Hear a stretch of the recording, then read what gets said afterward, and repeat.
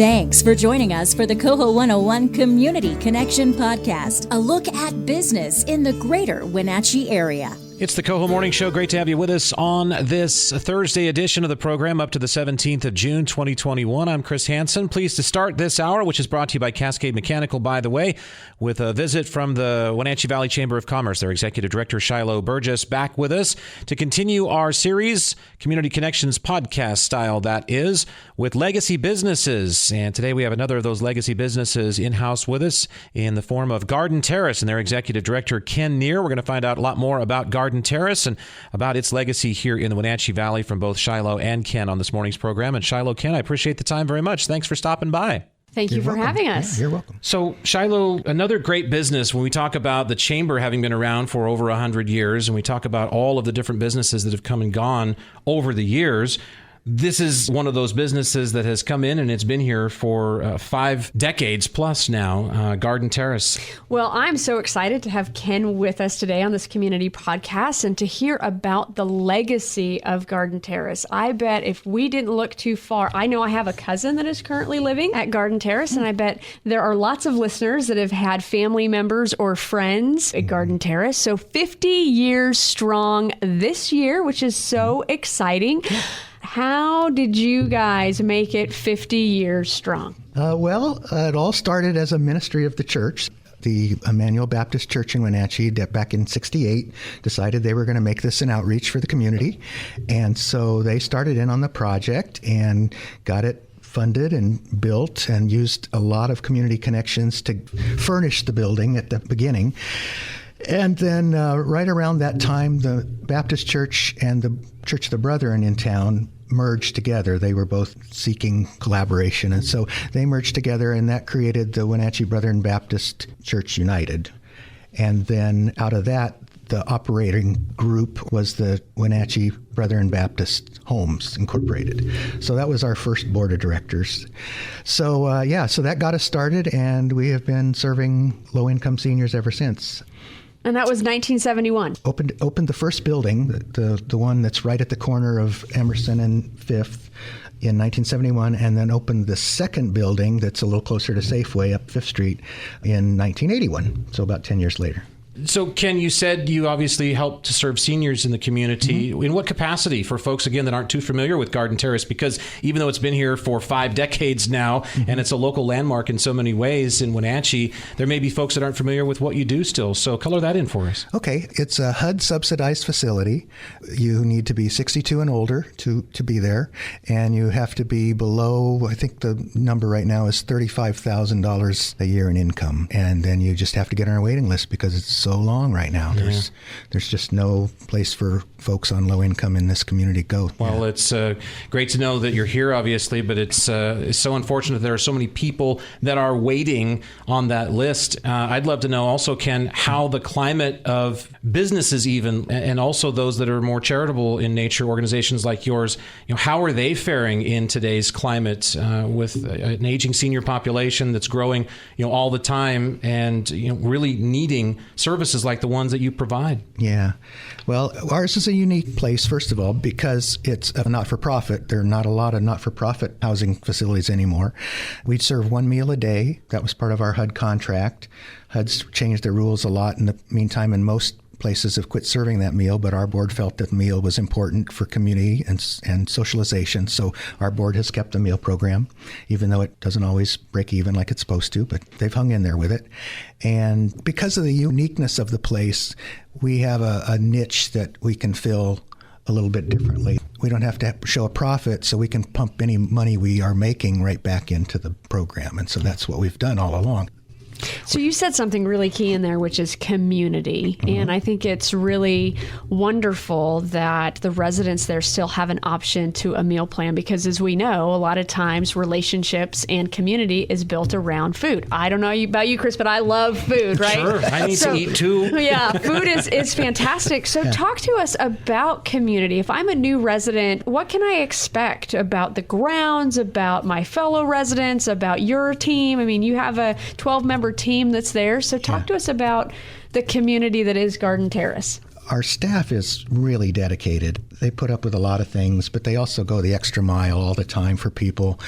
they need something, they'll stop what they're doing and go do it. And one of our residents is kind of our gardener. He's always putting in sprinkler pipes and making sure everything's great. So he does a lot of the work and is a valuable part of how it looks.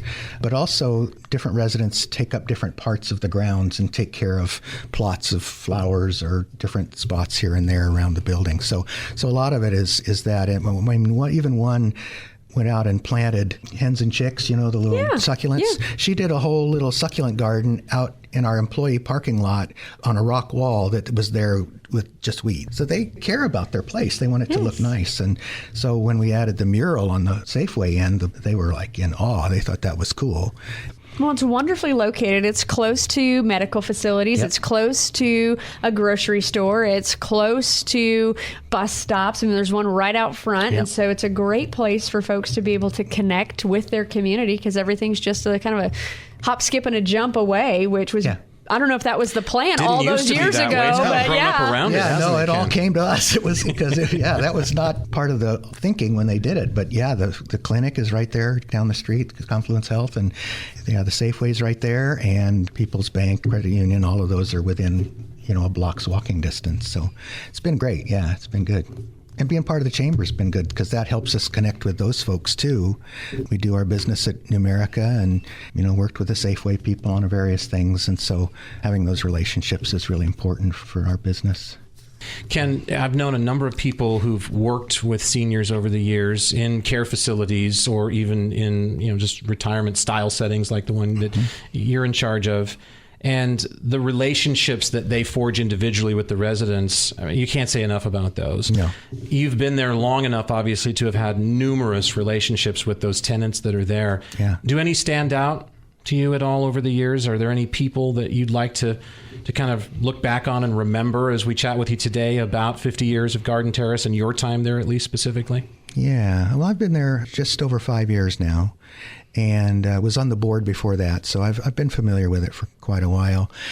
We've had, over the course of the 50 years, I figure we've served in the range of 800 to 900 seniors over that length of time. And there's folks that are interesting folks. Jack, he's a swimmer and a rock climber, and I mean, he's a resident. He's doing more activity than I am. It's more than just that alone is more than I've done in like a year. It's incredible. It's like, golly. So he's one that just really stands out to me. And then Yasik, he's lived in the building for a long time because he was injured as a young man. He's a great guy. He's so friendly, and he comes around. He brings the girls little trinkets and things all kinds of times up front. So that's pretty fun. It's nice to see him. And he calls me boss. Hey, boss, how you doing, boss? So, yeah, he's a cool guy. So yeah, those are the kind of relationships you build with people. Great stories. I wish I could find a good writer in the building that would go around and interview these people and really tell us their stories in a dramatic way. I think it would be great. I think that is so important, especially now living through a global event as COVID. We all have stories and questions, and maybe someday folks way down the road that haven't even been born yet will ask us about it. But you're touching on, I think, a really important point, which is, the human component of this. And an organization does not survive 50 years or like the chamber, 118 now years without people supporting it, without people believing in its mission and its value to the community. I imagine over the time from 1971 to today, there have been some significant champions of that organization. Any that our listeners should hear about today? Well, I can think of one right off the bat, and it's Jack Kennedy. He was a administrator. They didn't call it executive director when he was there. But Jack Kennedy was there for quite a few years. Like we're talking 20 or something as the director, I think, in that range. But he and his wife kind of did everything around the place, and that was right in the early 70s. He was one of the ones with the shovel turning the first clod for the second building in 1981. So he was there at that point, and he did a lot for the place. And his wife, Rosie, he's passed away, but Rosie is still coming in all the time. She comes in and drops off a little donation every month, and she comes in and talks with people she knew then. And when she was there, she worked in maintenance, she worked in the office, she did all kinds of stuff. And so that two people is really tied to the place. We have a couple 100-year-olds or very near, and we have then the 62-year-olds. And we're spread pretty much throughout the decades. So 60 is about the same number as people in the 70s and the 80s, and then the outliers in the 90 and above. So, yeah, it's a fun mix of personalities. I can't wait to tell my grandmother she's an outlier because she's 90 and above. She's an outlier, yeah. I'm going to tell her that, Grammy, today I learned you're an outlier. Outlier 90. That's fantastic. Well, my father-in-law just passed away. He was 103. Wow. And his wife died at 96. So they hung out a long time too. So, yeah. They did for sure.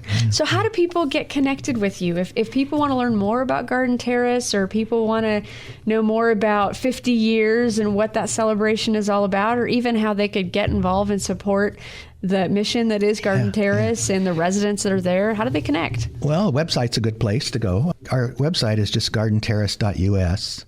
And it talks about volunteering. It talks about just supporting with gifts. It talks about planned gifts. It has the blog that I've been writing every 2 weeks, Senior Moments article about life there or something that is going on there that relates to the rest of the community. I just finished the 100th one of those. And so they're all there on the website. If you go to About Us in the blog, then you can go back and read from the very beginning. Well, that's a great legacy for you to leave. Don't leave anytime soon from Garden Terrace. My wife just retired, and I'm of age now. And so when she retired, my staff looked at me and go, "You're not going anywhere, are you?" And I said, "Well, I guess not. With this centennial or this 50-year celebration that we're doing, this anniversary, with that we've done some fundraising and are doing some projects to bring the building up to fit the community and the age of the people that are there who grew up in a different age than the war vets and stuff. And so we're putting in new floors in the common areas. We're replacing all of the single pane windows with double pane. We're going through the building, and all of the common areas and hallways are going to get LED lighting. We're remodeling the dining room. While we've been closed and everybody's been being served in their rooms, we were able to do to work in the dining room. So we've been putting new flooring and wainscoting and painting and getting that all set up for when we do finally come back, hopefully in the next few weeks or months. Adding some awnings at the other doors. There's no porches, so if you go out those doors, you walk right into the ice or whatever. So we want to protect people a little bit, so we want to do that. The place is safe and secure, but we just want it to be as comfortable as it is too. So absolutely. Yeah. Well, it's beautiful. And I do love that mural. I don't know who came up with the design or decided or even painted it, but it is gorgeous. I remember the first time I popped into Safeway and looked up and went, wow. Yeah. And who knew you had such a beautiful canvas on that west side of your building? That's a really rough surface, and he did it with spray paint. It was just awesome to watch. Yeah. I love those partnerships. Yeah, absolutely. Well, it's not your grandfather's Garden Terrace, but it will always be the community's Garden Terrace, no matter how many changes occur to the inside or outside of the building over the years. It's really been a staple here for 5 decades for, as you said, almost 1,000 people. And, keep in mind, folks, that those people, residents, volunteers, staff like Ken himself in the executive position as executive director, have all helped to build an entire community. I mean, those residents there, they've farmed wheat, they've baked the bread that the wheat comes from, they've driven buses, they've fixed the roads, they've put up buildings. Orchards, many had family orchards.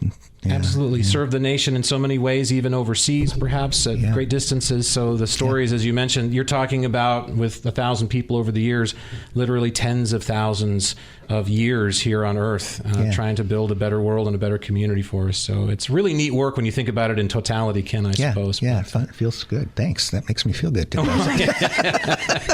Sometimes I'm busy working and I'm not paying attention to that other stuff. I think it's important. That's the problem, I think, in general with the way that we see seniors in the world today. I know that I was involved with a project for seniors some years ago and was sent to a nursing facility and just walked into the hallways and looked down the hallways, and there were people milling about, 7, 8, maybe 10, and I just stopped in my tracks and said, Chris, do you realize you're looking at about 700 to 800 years on the planet doing this, that, or the other? I mean, if you don't think there are stories here, And that's what life is about. That's what being human is about. So it's really, I'm envious in some ways, Ken, that you get to work in that environment every day. And that's the legacy that you talk about, because every one of those residents have left their mark on our community, on our region. The facility itself is leaving its mark on our community and our region because it's serving such a great need. Our food service part, that was first job for a lot of kids too when they came, grew up there. So all of those kids have contributed to the